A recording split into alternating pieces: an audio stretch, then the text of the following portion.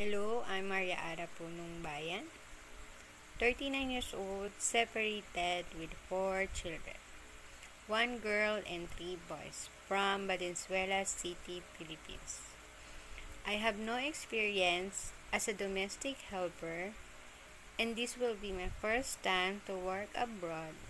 But raising up my 4 kids from childbirth till now, plus my 2 grandchildren, is more than enough to consider as a good experience because I raised them as a good person with good behavior and well educated.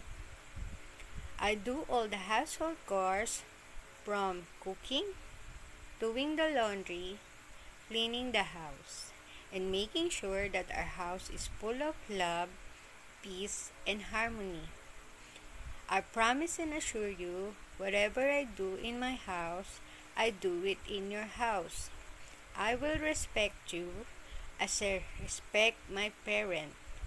I will love your children as I love my own kids. As of now, I work as a caregiver to an old lady age 75. I've been with her for 2 years now.